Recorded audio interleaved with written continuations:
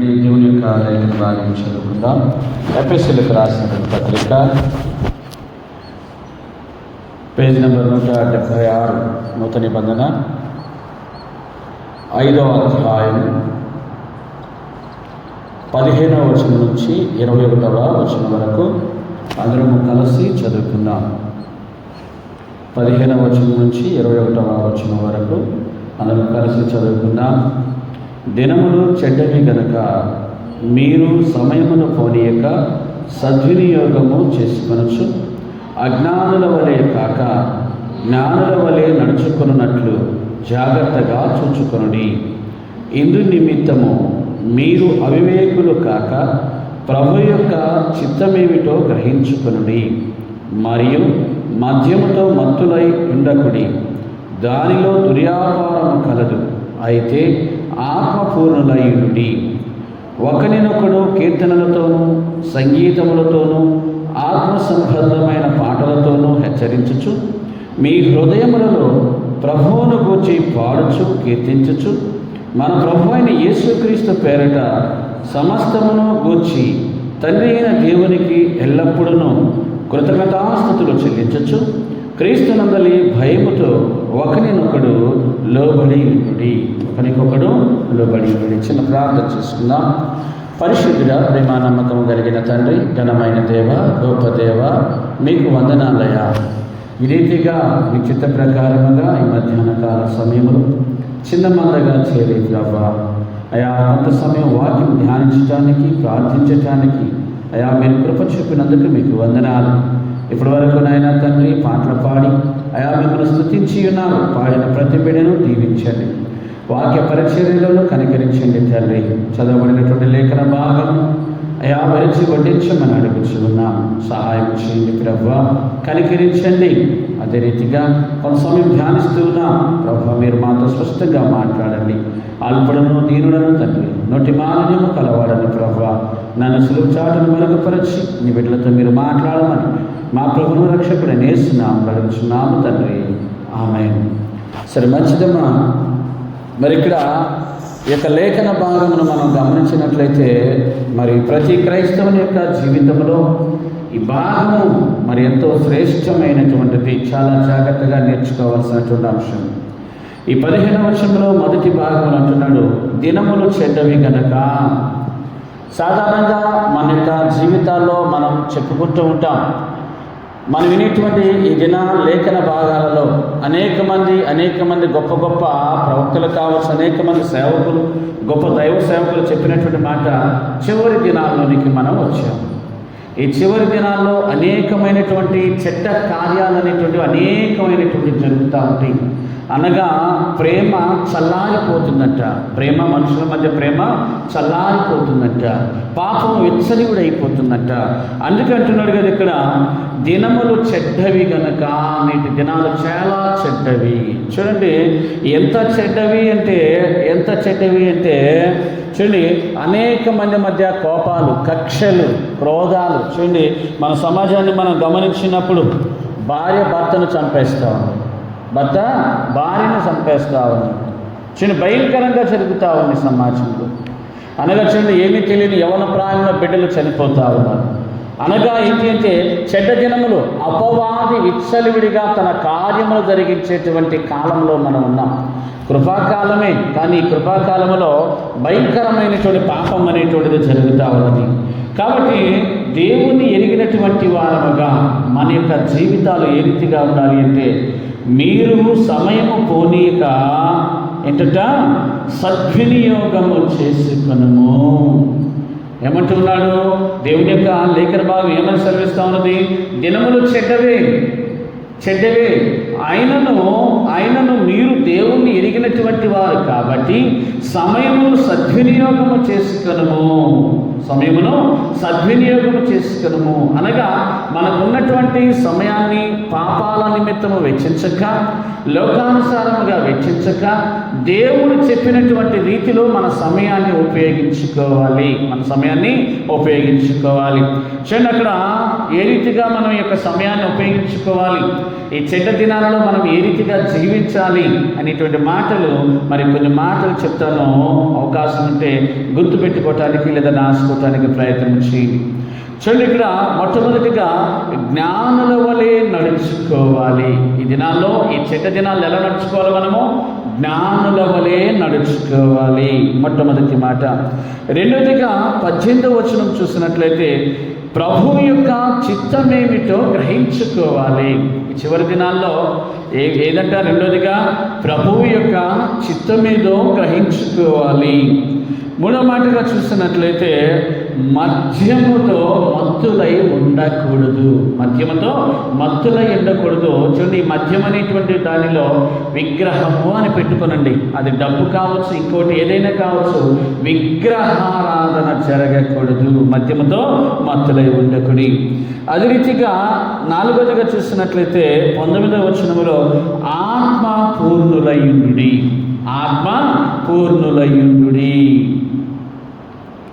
ఐదవదిగా చూడండి, సంగీతములతోనూ ఆత్మ సంబంధమైన పాటలతోనూ ఒకరిని ఒకరు హెచ్చరించుకొనుడి. 6వదిగా 20వ వచనం చివరి భాగంలో దేవునికి ఎల్లప్పుడూ కృతజ్ఞతాస్తుతులు చెల్లించుడి. 7వ మాట, క్రీస్తునందలి భయముతో ఒకనికొకడు లోబడి ఉండుడి. మొత్తం 7 మాటలు. అనగా దినములు చెడ్డవి గనక ఈ చివరి దినాలలో మన యొక్క వ్యక్తిగత జీవితాలు అనేటువంటివి ఏ రీతిగా ఉండాలనేటువంటిది ఈ చిన్న భాగం నుంచి మనం నేర్చుకునేటువంటి పాఠం ఏంటంటే 7 రకాలైనటువంటి లక్షణాలు ఈ దినాలలో ప్రతి విశ్వాసి కూడా కలిగి ఉండాలి. చూడండి, ఇక్కడ ఏమంటున్నాడు? అజ్ఞానుల వలె కాక జ్ఞానుల వలె నడుచుకొనుడి. నడుచుకోవాలనే దినాన. ఎందుకంటే ఈ దినంలో మరి పాపం అనేటువంటిది సులువుగా చిక్కులు పెట్టి పాపం ఎలా పడుతుంది? సులువుగా చిక్కులు పెట్టేస్తుంది. సులువుగా మనిషిని పడేస్తూ ఉంటుంది.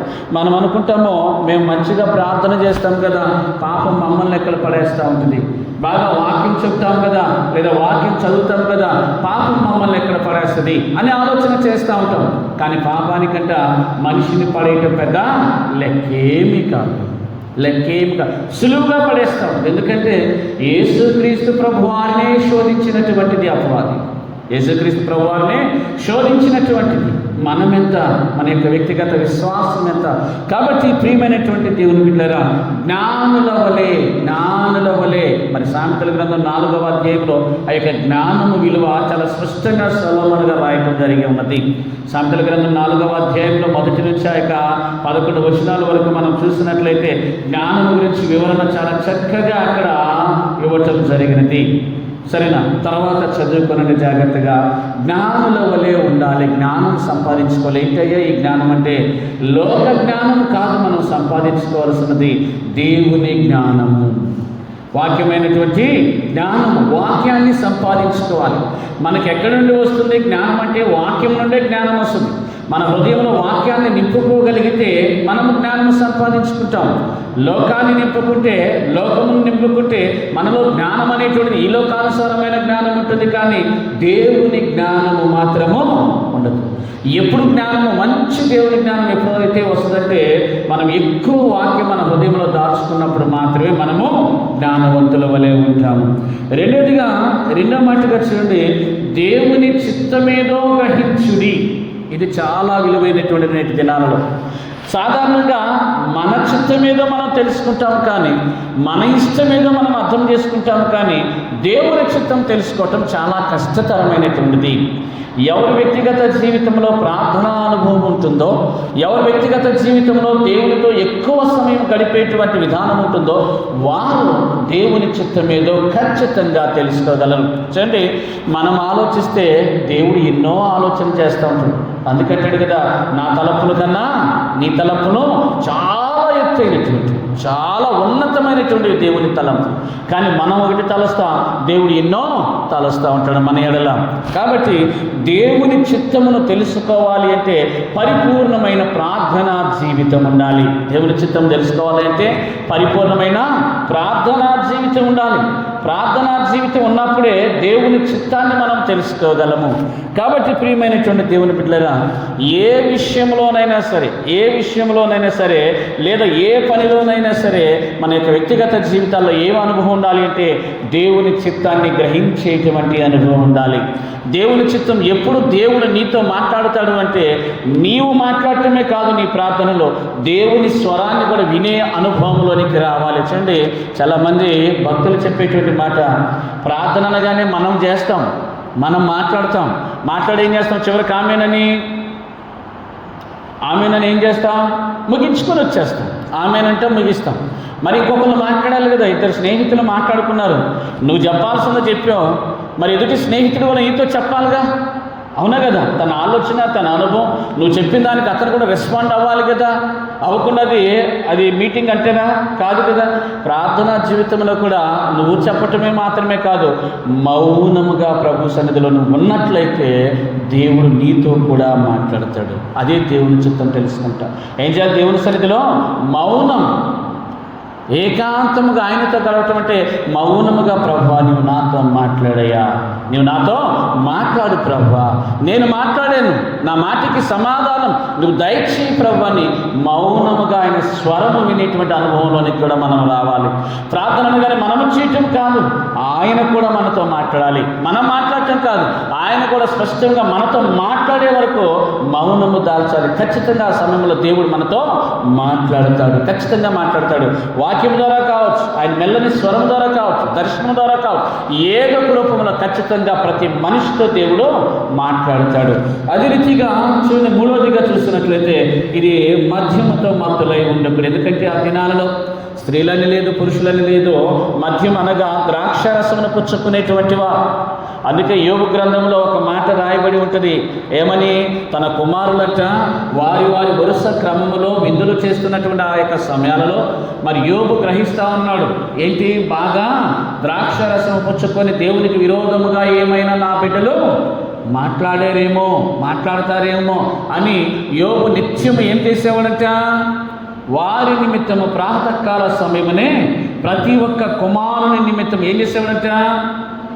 బలులు అర్పిస్తూ ఉండేవాడు. ప్రతి దినము కూడా ఇది జరిగేది, ఒక్క దినము కాదు, ప్రతి దినము కూడా జరుగుతూ వచ్చింది. మన యొక్క వ్యక్తిగత జీవితంలో కూడా ఏమి ఉండాలి అంటే మద్యము కాదు, లేదా ఈ లోకంతో మనం మత్తులైపోతున్నామేమో, లేదా ధనముతో మత్తులైపోతూ ఉన్నామేమో, లేదా ఇంకొక దానితో మత్తులైపోతున్నామేమో.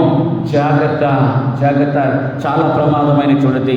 మనం మాత్రమే కాదు, యవ్వన ప్రాయంలో ఉన్నటువంటి నీ బిడ్డలు దేని ద్వారా మత్తులై నీకును దేవునికి దూరంగా బ్రతుకుతూ ఉన్నారు.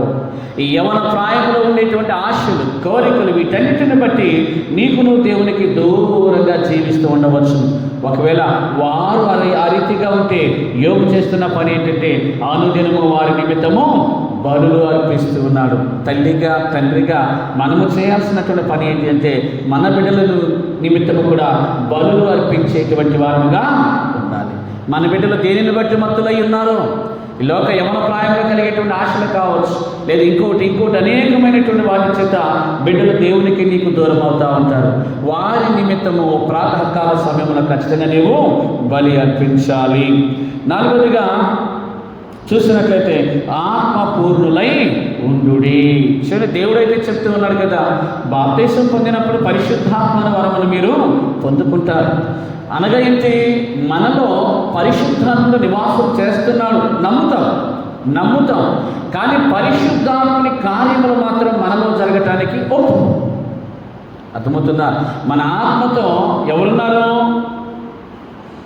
మన ఆత్మతో పరిశుద్ధాత్ముడు ఉన్నాడు. ఈ దేహంలో అర్థమవుతుందా? ఇది ఒక దేహం, ఇది దేవాలయంగా పోలుస్తున్నాడు. నీ దేహమే దేవునికి ఆలయమై ఉన్నదని మీరు ఎరుగరా? పరిశుద్ధాత్మనికి నివాస స్థలమై ఉన్నదని మీరు ఎరుగరా అని సంబోధిస్తూ ఉన్నాడు. అంటే ఈ దేహంలో ఎవరెవరున్నారు? నేను అనేటువంటి నా యొక్క ఆత్మ ఉన్నది. నేను అనేటువంటి నా యొక్క ఆత్మతో ఇంకెవరు ఉన్నారు? పరిశుద్ధాత్మ. ఇద్దరు నివాసం చేస్తాము. చూడండి, ఇక్కడ బాప్తిసం తీసుకుంటున్నప్పుడు సందర్భంలో నీట మునిగినప్పుడు మనం చెప్తున్నటువంటి మాట ఏంటంటే, నేను ఇక నా జీవితము, నా పాప జీవితము, నా ఇష్టాలు, నా ఆలోచనలు, నా తలంపులు, దేవునికి విరోధముగా ఏమైతే ఉన్నాయో అవన్నీ కూడా సమాధి చేసేస్తున్నా, పూడ్చిపెట్టేస్తున్నా. ఇక బ్రతికేది నేను కాదు, నాలో బ్రతికేది నీవే ప్రభు అని ప్రమాణము చేసి బయటకు వచ్చేస్తా ఉన్నాం నీటి నుంచి. అవునా కదా? అంటే ఏంటి? నాలో నా యొక్క కార్యములు అనగా నా ఆత్మీయ ఆలోచనలన్నీ కూడా ఏమైపోతున్నాయి? సమాధి చేయబడి నా ద్వారా జరిగే ప్రతి కార్యము కూడా ఎవరి ద్వారా జరగాలి? పరిశుద్ధాత్మని ఆలోచన ప్రకారం జరగాలి. ఇది మనం చేస్తున్న బాప్తిస్మంలో. కానీ బాప్తిసం తీసుకునేటువంటి యొక్క సమయంలో మనం చెప్తున్నాము. కానీ తర్వాత ఎలా ఉంటుంది? పరిశుద్ధాత్మనికి లోబడి పరిశుద్ధాత్మ యొక్క ఇష్ట ప్రకారంగా మన యొక్క వ్యక్తిగత జీవితాలను నడిపించుకుంటున్నామా, లేదా మనకు నచ్చిన విధంగా, మనకు నచ్చినట్టే మన యొక్క వ్యక్తిగత జీవితాలను నడిపించుకుంటున్నామా? ఆలోచన చేయండి. అందుకే ఆత్మపూర్ణులయుడి చివరి దినాలలో పరిశుద్ధాత్మ ఏ రీతిగా మనల్ని నడిపిస్తాడో ఆ రీతిగా మన యొక్క వ్యక్తిగత జీవితాలు ముందుకు వెళ్ళాలి. ఎలా వెళ్ళాలంటే మన యొక్క వ్యక్తిగత జీవితాలు పరిశుద్ధాత్మని అనుసరించి మన యొక్క వ్యక్తిగత జీవితాలు వెళ్ళాలి. అంతేకాని మనకు నచ్చిన విధంగా, నాకు నచ్చిన విధంగా, నా ఇష్ట ప్రకారంగా నేను ఉంటాను అనడానికి క్రైస్తవ జీవితాలు అలా ఉండకూడదు. ప్రభువు నమ్మినటువంటి వారముగా, పరిశుద్ధాత్మ వరమును పొందుకున్నటువంటి వారముగా, పరిశుద్ధాత్మను చెప్పిన విధానాన్ని బట్టి మన యొక్క వ్యక్తిగత జీవితాల ముందుకి వెళ్ళాలి. చూడండి, మరి ఫిలిప్పు యొక్క జీవితాన్ని మనం ఆలోచన చేసినట్లయితే ఎలా ఉన్నాడు? నపుంసకుల అధిపతి వెళుతూ ఉన్నాడు. వెంటనే ఏం జరిగింది? కందకే కింద ఉన్నటువంటి అధికారి వెళ్తున్నప్పుడు ఏం జరిగింది? ఫిలిప్పుని పరిశుద్ధాత్మ పలానా చోటకు వెళ్ళిపో అన్నాడు. ఫిలిప్ అనొచ్చు, నేను ఎక్కడ వెళ్ళాను, అక్కడికి అనొచ్చు. ఎలా వెళ్ళాడంట? రథము కన్నా వేగముగా వెళ్ళిపోయాడంట. సుడిగాలి మాదిరిగా వెళ్ళిపోయాడు. పరిశుద్ధాత్మ యొక్క ప్రేరణ అదే పరిశుద్ధాత్మ యొక్క ప్రేరణ. మన యొక్క వ్యక్తిగత జీవితాల్లో మనం చేసేటువంటి ప్రతి కార్యంలో కూడా పరిశుద్ధాత్ముడు సహాయం చేస్తాడు. మనం చేసే ప్రతి కార్యంలో కూడా పరిశుద్ధాత్ముడు సహాయం చేస్తాడు. మన ప్రార్థనా జీవితాన్ని కూడా బలపరుస్తాడు. ఎప్పుడంటే మనము ఆత్మపూర్ణులయ్యింది ఆయనకు నచ్చిన విధంగా మనము జీవిస్తూ ప్రభువా నా జీవితాన్ని నడిపించు అని ఆయనకు పరిపూర్ణంగా మనం లోబడినప్పుడు మాత్రం ఇది సాధ్యము. నాలుగోదిగా చూడండి, 5వ మాటగా మనం ఆలోచన చేసినప్పుడు సంగీతములతోనూ ఆత్మ సంబంధమైన పాటలతోనూ హెచ్చరించచ్చు. మన యొక్క అనగా ఏంటి? దేవుణ్ణి పాటల ద్వారా స్తుతించాలి, సంగీతంతో స్తుతించాలనగా మన పాటలు ఏమై ఉండాలి అంటే వాక్యమును ప్రకటించే పాటలు పాడాలి. ఏ పాటలు? వాక్యమును ప్రకటించేటువంటి పాటలు. నీ పాట ద్వారా బయటికి స్వార్థ పోవాలి, మంచి వార్త పోవాలి. వాక్యమును పాట ద్వారా ప్రకటించగలగాలి. పాటలు పాడే వాళ్ళంతా మేము పాటలు పాడుతున్నాం అనుకోమాకండి. నీ నోటి ద్వారా, నీ పాట ద్వారా సమాజానికి ఏమందిస్తూ ఉన్నావు? దేవుని రక్షణ సువార్తను ప్రకటిస్తూ ఉన్నావు. నేను చెప్పే విధానం చెప్తూ ఉన్నాను, నువ్వు పాడే విధానంలోనే దేవుని యొక్క రక్షణ సువార్తను ప్రకటిస్తూ ఉన్నావు. కాబట్టి సరి అయినటువంటి రీతిలో దేవుని యొక్క పాటలు పాడేటువంటి అనుభవం ఉండాలి. ఆరోగ్యంగా చూసినట్లయితే కృతజ్ఞతాస్తుతులు, దేవునికి ఎల్లప్పుడూ కృతజ్ఞతాస్తుతులు చెల్లించవలసినదే. కృతజ్ఞతాస్తుతులనుగా మనకు తెలియను ఏమనంటే మన యొక్క వ్యక్తిగత జీవితాలలో దేవుడు చేసినటువంటి మేలను బట్టి నిత్యము ఆయనకు కృతజ్ఞతాస్తుతులు చెల్లించేవారమై ఉన్నాము. 7వదిగా చూసినట్లయితే క్రీస్తు నందలి భయముతో ఒకరికొకరు లోబడియుండుడి. లోబడటం అంటే అన్ని లోబడటం కాదు, కానీ ఒకరిని ఒకరు గౌరవించుకునుడి. మన